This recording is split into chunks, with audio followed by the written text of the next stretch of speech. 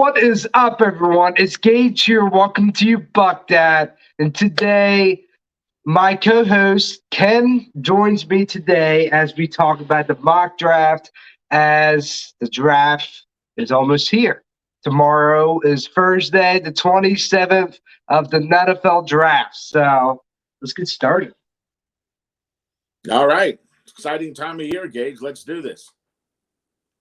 So I'm just going to start off my first round pick. Now, there's a lot of talk. Jim Robinson. Who else? Will Levis, Anthony Richardson. Just a lot of out of this world kind of players, getting selections. And Brian Branch is a possibility. He was a name that got thrown in there as a possibility of the secondary struggling last season. I think we have more of a need right now, and that is offensive line. You look at the past two seasons, we lost probably 80% of our offensive line. We got a lot of young guys on there now. So, and with Donovan Smith now not being the Bucs anymore, we're going to need a draft tackle. And there's a lot of speculation that Tristan Wirfs, they were trying to work him in left tackle. So that's something to keep in mind. But the guy I would love to have is Peter Scheitner from Northwestern. But I've been running a little bit with this. I did a few simulators of the mock draft and kind of see who might land where. And realistically, I think the Bucs are probably go with Paris Johnson from Ohio State, who's very impressive. Who is 6'7". So he's going to have those long arms, so he's going to be very good for left tackle position. If you can ensure the Bucs get Paris Johnson, you ought to be a general manager. You should take Jason Light's spot. If Paris Johnson is available, number 19. I think there's three really elite offensive tackles in this draft, and after that, the talent kind of drops off a little bit, but not significantly. And as you mentioned, Peter Skronsky from Northwestern, Paris Johnson from Ohio State, and Broderick Jones from Georgia. Those are the top three tackles that'll be off the board, I think, quickly. Probably in the first 15 picks, those guys will be gone. Jason Light has already said he's not going to make a trade. So I'm not looking for the Bucs to really trade up to grab one of those guys. So I think the best pick for the Bucs at 19 is going to be an offensive lineman. So you and I agree there. Offensive lineman is the biggest need on this team. As you mentioned, they need a starter at one of the tackle positions. You move Wirfs over, then you need the right tackle spot. You leave Wirfs at the right tackle spot, you need the left tackle spot. I think they're moving Wirfs to the left side, and Darnell Wright from Tennessee is my pick for the Bucs at number 19. Now, the Bucs like a lot of versatility. Oh, that's why they got Hensley. He can play guard and tackle on the left side. Very durable. So I think he's a guy that the Bucs will draft. He can come in. He can start from day one. And I think that's who's going to end up wearing the pewter uniform this fall when the Bucs take the field. And he'll be the starter, I believe, at the right tackle spot. And that's Darnell Wright from Tennessee. Now, just real quick, do you think Devin White will be traded in this year's draft? People mentioned this. Do you think he could be traded in the first or second round if someone's really feeling a little risky? No. Devin White will not be traded. Todd Bowles this week came out and said he's been talking to Jason Light. They know they have Devin White for another year. He is a captain. He's a big part of the defense, and they're going to ride it out this last year with Devin White and see what happens. But no, Devin White will not be traded during the draft. Yeah, and it's like you mentioned, he's too valuable to give up because that's why Like we can't linebacker. I feel like we're gonna draft one in the second or third round, but like one that can come in day one, especially where Devin White's position is, very hard to do. Very hard to do. So it's might get capital for him if we trade him, but it'd be a very massive hole that would not be filled by a third round pick. So it's I just like I don't really see him being traded. So Yeah, I don't see him being traded either. And I'm with you. Linebacker is a need on this team, both inside and at the edge spot.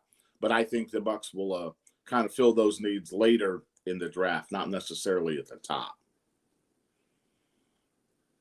I know I did go through the simulator just seeing who's available, and I like Simpson from Clemson, the linebacker. I was between him and Venture Miller from Florida State, but I don't know that Clemson defense. They've been pretty impressive for the last couple of years, and I feel like we need a linebacker. And I don't know. I think Simpson would be very good in that spot. Yeah, he would be. I feel that the Bucks have other needs that are a bit more important, than the linebacker spot. I happen to think defensive back and defensive line depth right now takes precedence over the linebacker spot. So in the second round, I have them taking Cam Smith, cornerback from South Carolina.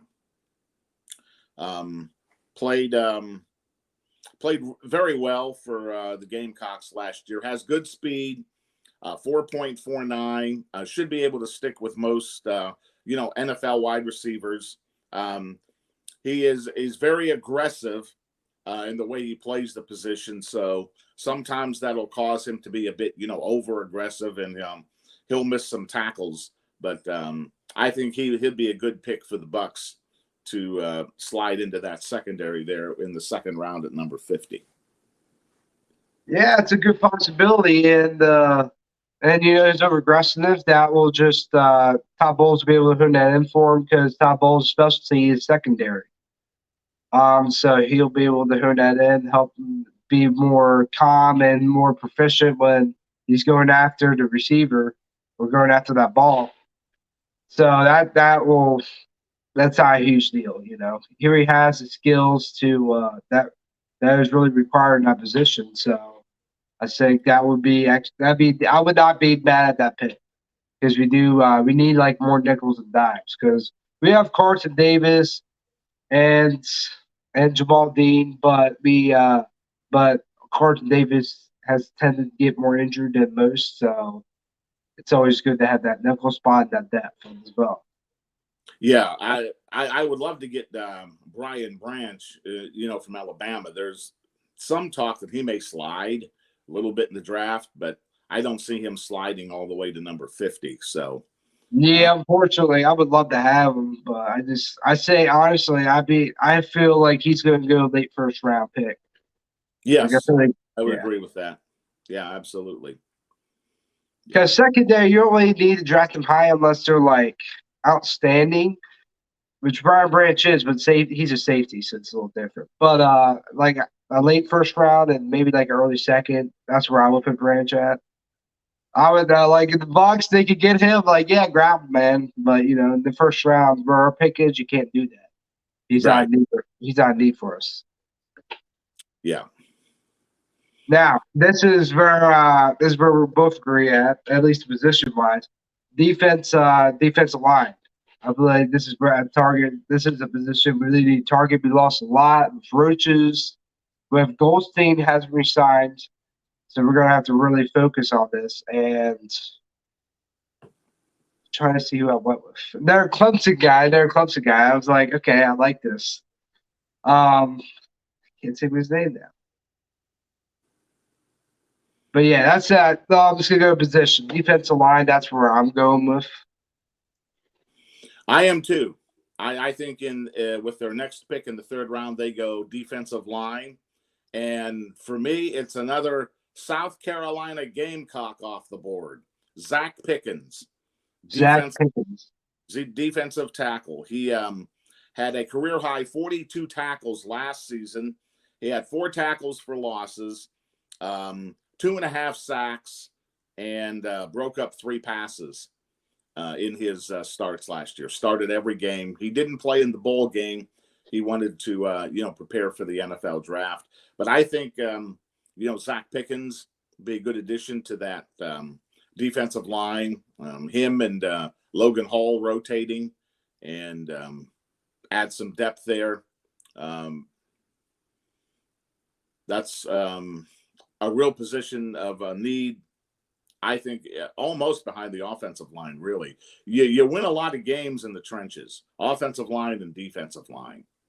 And right now, the Bucks are lacking on both sides of the ball when it comes to offensive line and defensive line. So that's why I have them going offensive line in the first and then a defensive lineman in the 3rd round with Zach Pickens.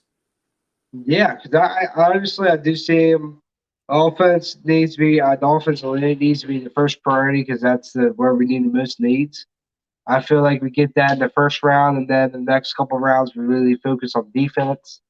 Then for me, later rounds, I think that's where we kind of get our tight ends because we need someone with Kate Otten, and then quarterback and whoever we start taking for like practice squad and all everything like that. And I feel like that's gonna be the trend for the NFL draft for the Bucks. Well, as we get into the later rounds, the Bucks don't have a 4th round pick. They'll be picking again in the 5th round at number 153. And we talked a little bit about this guy on the podcast last week, and that's running back Deuce Vaughn from Kansas State. The knock on him is he's small. Okay, he's 5'5", 179, but he was 8th in all-purpose yards last year in FBS play, 1,936 yards. He averaged 5.3 yards a carry when he ran the ball, caught 42 passes for 378 yards, 3 touchdowns. And I think he'd be a great addition to the running back room, kind of a change of pace back, with Rashad White, Keyshawn Vaughn, still have Patrick Laird. The Bucks will draft a running back, there's no doubt. And I'm hoping and I'm thinking it'll be Deuce Vaughn at number 153 in the 5th round. I have to agree. Deuce Vaughn, I think we might trade up in the 4th round. That's my prediction is going to happen. But to get Deuce Vaughn, everyone say he's short. I would say take a look at Darren Sproles. He's only like maybe an inch or 2 taller than Deuce Vaughn. This dude is explosive. Even Drew Brees said this is a guy that you get once in a career. Like that very special player. Deuce Vaughn gives me Darren Sproles vibes. Like whoever gets this guy, if they can utilize him right, he is one of the most dangerous weapons you can have on offense. Yeah, no, I agree. Deuce Vaughn, a player of his caliber and his skill set will add an awful lot to the offense, and in turn, put some pressure on the defense. So I think, Deuce Vaughn's the guy for me.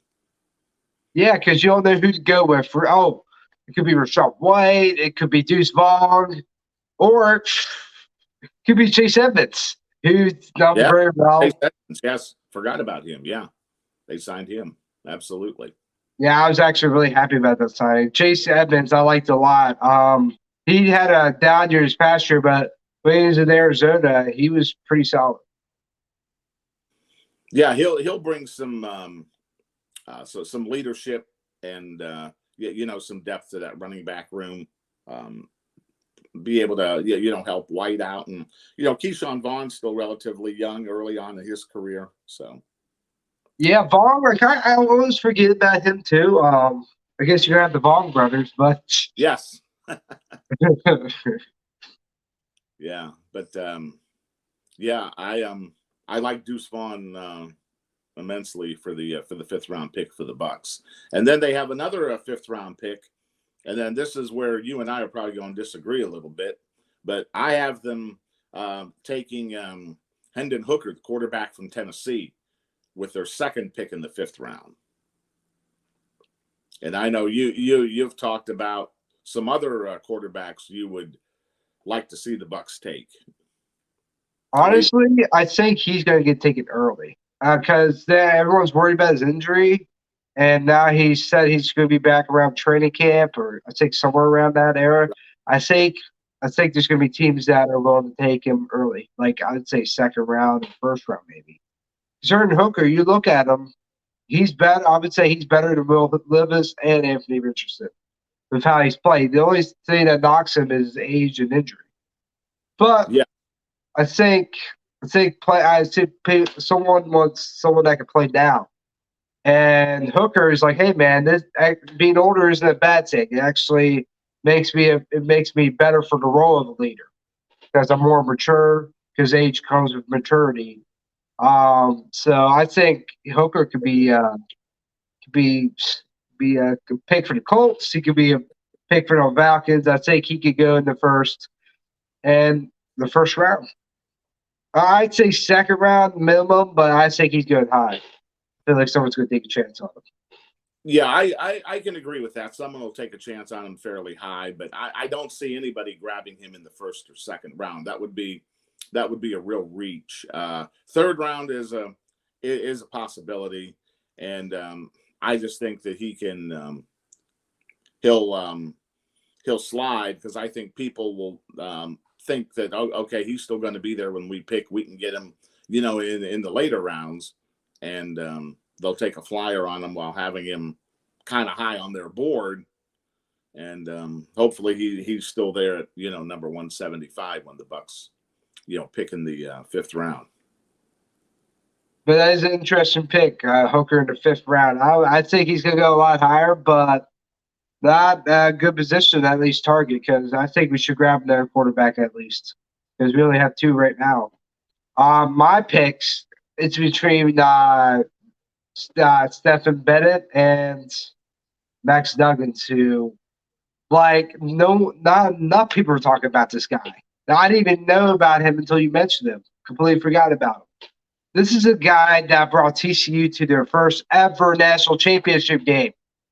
Like, they got acknowledged. That's why probably he doesn't really get mentioned because what happened in that game. But to even get there is an accomplishment of his own. Like, this guy, if he could do that, man, he has really great upside. And he's worth a 5th or 6th round pick. He can at least be groomed to a really good backup role. So I'd say he'd be a great 5th or 6th round pick. Yeah, he's been a good leader his whole college career, at TCU.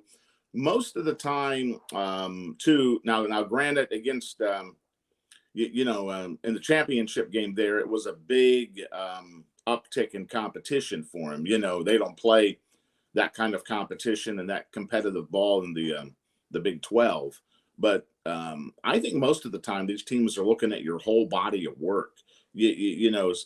What did you do, throughout your 30 games? We're not gonna, rise your ranking, or we're gonna let your ranking fall based on one game, and one performance. That's the way I would look at it. I mean, everybody has a bad game.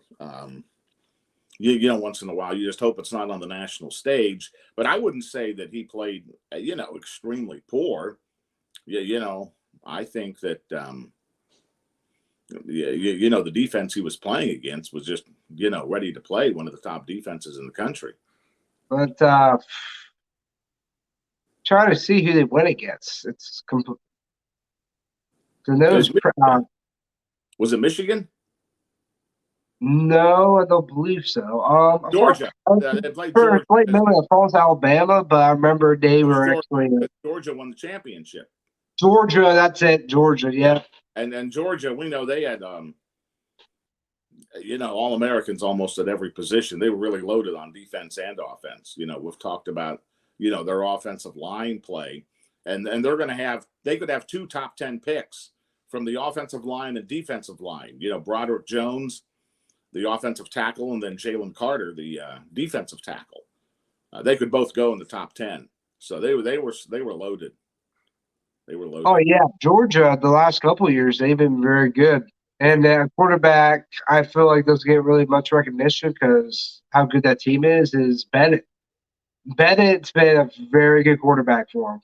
The guy had like 10 rushing touchdowns, and usually it gets around 30 passing touchdowns. So they've overall had a really good team, and I should have remembered that because Bennett won back-to-back championship games. This is a guy I've been very big on as a quarterback in the late rounds. Max Tuggins he's won me over with national championship, like just how he's able to do that at a low end school. Bennett had more advantage of being on a really good being a really good school with a very good team. So Max Duggins, I think he could be a very special quarterback if he's able to do it at that stage. Yeah, I would agree with that. He can come in. It'll take him. I think he'll sit for a year or two, but I think he has all the potential in the world. He could eventually move his way into a starting role. I do have the Bucks taking another TCU player in the draft in the 7th round with their final selection, number 252, and that's Darius Davis, who is a wide receiver. Now, let me tell you about Darius Davis. Now, he's another small guy, and I know people aren't, real big on small receivers and small return guys. But this guy has explosive speed, 4.36 in the 40. He can run the ball, can catch the ball, and he's an excellent return man. He was the Big 12 Special Teams Player of the Year last year in 2022. And he had 2 punt returns for touchdowns last year. He had 5 in his career at TCU and played mostly in the slot as a receiver. But I think he is some guy that the Bucks can draft and can make an impact right away on special teams. It would not be surprising to me if he's drafted and day one he's the punt return guy, the kick return guy. I think he's that good and can make that much of an impact in the return game right away. Yeah, I could see him definitely being part of that, and if we get Deuce Vaughn, I say it's gonna probably if he gets drafted, Davis gets drafted, I think him and Deuce Vaughn would be on the returns because Deuce Vaughn has a lot of speed on him. Yeah, very good possibility, absolutely. And we all know how the Bucks have struggled the last few years in the return game. So. Oh yeah, we've been on and off of return. We haven't really had a solid special teams return. No. On punt return or kick return. Yeah. Yeah, been a while. So I think we might target that in the very later rounds because that's where you get your really good special teams players at. Yeah, absolutely. And I think Davis will be there. If he's not picked, I think the Bucks could possibly, sign him as a free agent, and bring him to a rookie camp, which will be, coming up in May. Yeah, it's definitely going to be interesting. I'm really excited to see how this turns out. And there's going to be some XFL players, I believe, starting today are available that got eliminated. The Guardians. So there's one player that really sticks out to me that could be part of the running back room. At least he'll should get a tryout, I believe. Devin Darrington. I personally talked to this guy. I watched him play. His offensive line struggled during the season. They went 1-9, so there's going to be a lot of struggles. But this guy has explosive speeds and is able. He has very good field of vision. So I think he would be a great addition to the running back room.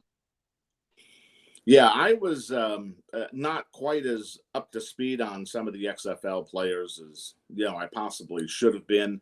But I know there'll be a handful of guys that'll get a cup of coffee in training camp, and they'll get some free agent contracts, and and some of them will no doubt add depth and make some NFL rosters. And with Orlando being proximity to Tampa, you would hope that the Bucs scouting department was out there doing their due diligence and looking at the players and picking a couple that hopefully could impact this Tampa Bay team on both offense and defense. Yeah, and another guy that and that's exactly what I was thinking, because Orlando Guardians, hopefully they're looking, despite their record, these guys, Orlando Guardians have a great roster. Personally, I just think it was the coaching decisions that have really affected the Guardians. But I've seen these guys; they on defense they have a very good team. The offense, they've have good players, but it seems like they're very on and off if they're to really get in sync. Yeah, just because of quarterback play, quarterback play, they can't really stick with one quarterback. They kept switching between this quarterback and that quarterback, so the offense was still just off. Yeah. Well, the defense must have forgot to make the trip this weekend because they gave up 53, I saw, to St. Louis. I think that was the most points that they gave up this season. Yeah, that was rough. Yeah, the defense is usually pretty solid. They usually step up making plays, but and that was just an ugly game. That was an ugly game. It was actually, we're doing pretty well in the first half. We were keeping proximity to them, we're tied, and then just next half was just it was over. Yeah, just we lost our will almost. It was crazy. They're just doing too much. They kept switching the quarterback position. I'm like, guys, Prince Wall is doing good, and he's making plays. He's a very mobile quarterback. It's how's the offense supposed to get in sync and keep switching the passer? Mm-hmm. So, like I said, I believe it's coaching decisions. Tara Buckley, great player, but I don't think he should be a head coach ever again. Because not unless he learns from another head coach or becomes a student, because his decisions have not been good.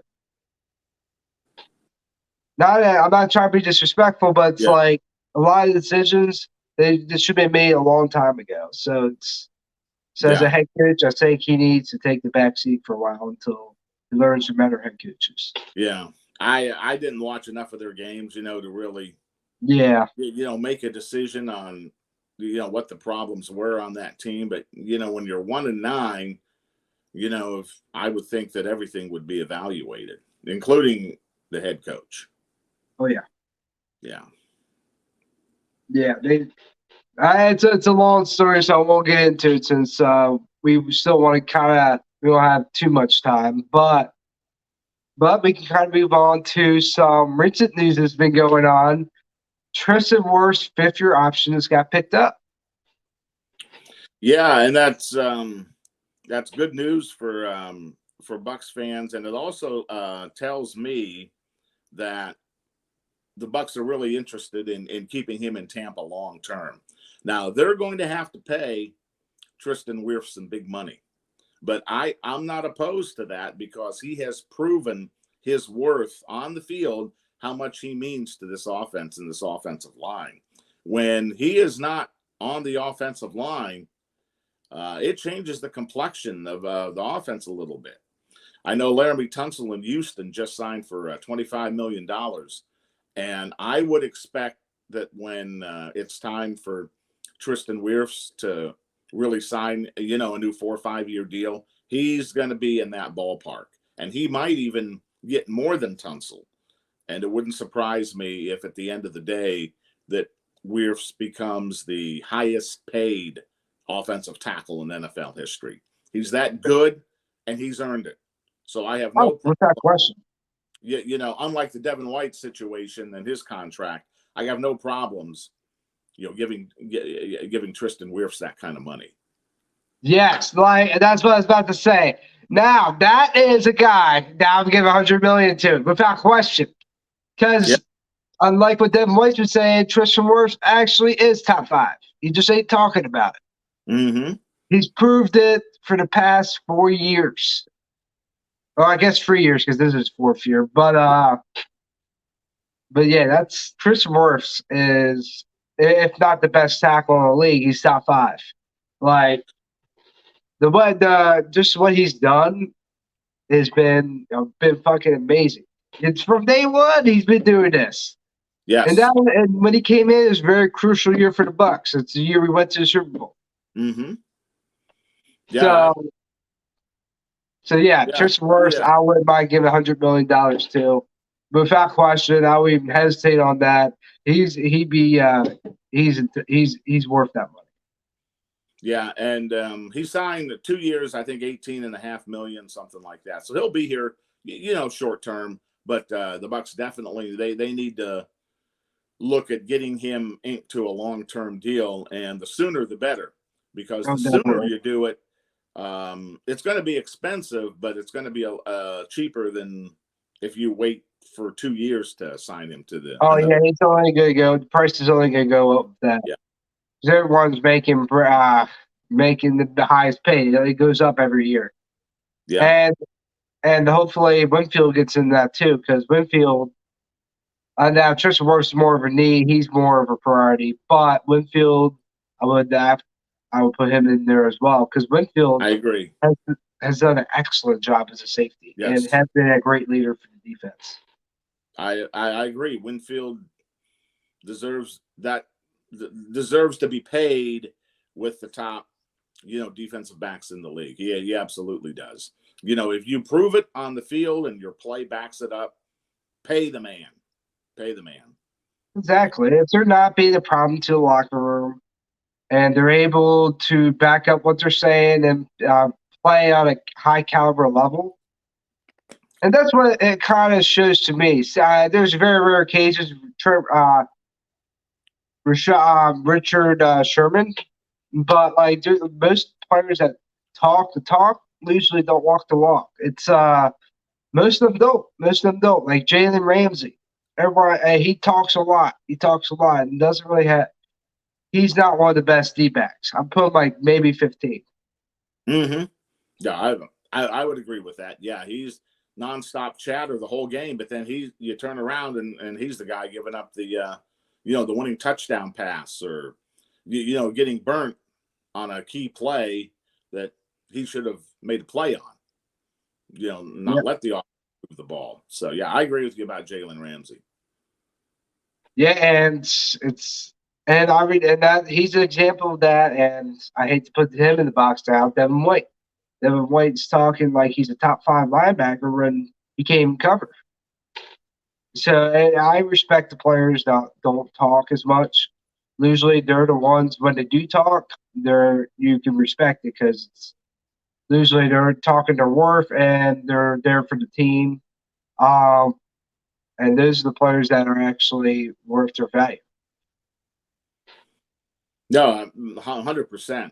And the other thing too, with Jalen Ramsey and some of those other guys, they talk a lot, but at the end of the day, I think there's a lack of accountability. They don't want to accept responsibility for their poor play. You listen to interviews all across the world of sports, hockey, other football teams. Somebody loses a game and doesn't play well. You've heard it. They say, you know what? I got to play better. Okay. I didn't play very well. That was a bad job on my part. I've got to work hard to improve. And, next game, next time out, you'll see a better effort, but a lot of these guys, they pass the buck. It's not their fault. They don't want to take responsibility, but that's part of being a leader, and that's part of credibility, and it's part of getting that respect in the locker room.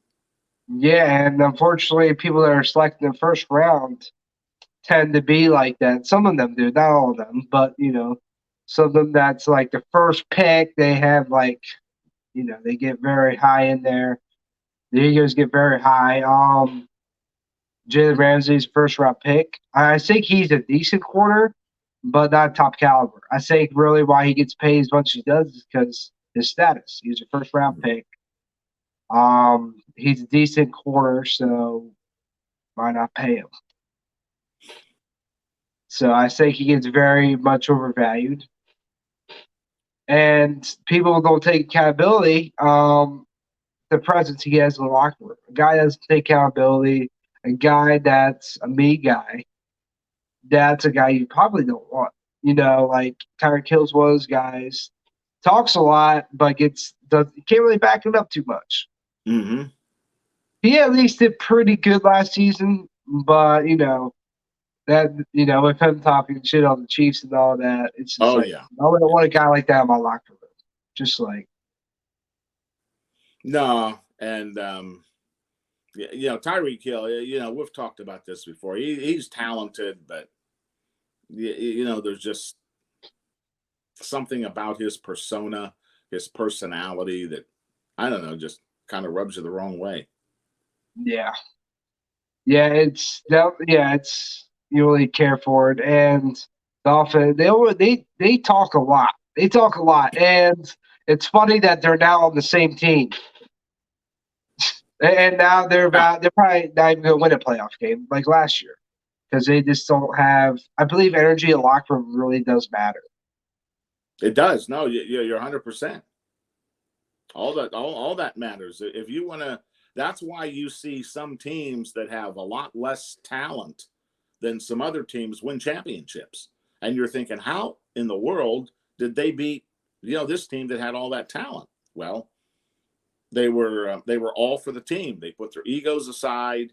They bought into what the coach wanted to do. They bought into the game plan. They didn't, run their mouth. They didn't bitch, moan, complain, and they knew their role. And at the end of the day, they get a championship. Prime example: Philadelphia Eagles, a team that no one thought would make the Super Bowl. Oh yeah, these guys are gonna get crushed by Minnesota.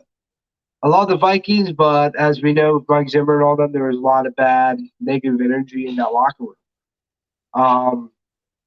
And the Eagles had that leadership in the defense, and Nick Foles was lead the charge. They won the Super Bowl because of that. So they're a prime example of that. They did not have a top caliber defense. Like they had good players, but their overall defense wasn't like top five or anything like that. Mm-hmm. So it kind of shows you it's not just having the superstar players. Yeah. Like it's all working together, and that's how you can really be a strong team and be at the big stage. Yeah, I agree. Yeah, 100%. That's why I like where the Bucs are at. They kept most of their guys. They didn't really have to go out of their way to get free agencies. And when they did, they're very quality start. They're very quality players like Baker Mayfield, Chase Edmonds, and a few ends. Ryan Neal, who I love a lot on the secondary. Like we got all these players. They brought in great gains from the Rams on the defensive line. So he's a depth piece for them there, and basically he's replacing Goldstein. But yeah, it's just great games. Yeah, and he's him and Vita have some chemistry because they're playing college together. And I think that's going to go really well, especially with Ghosting kind of.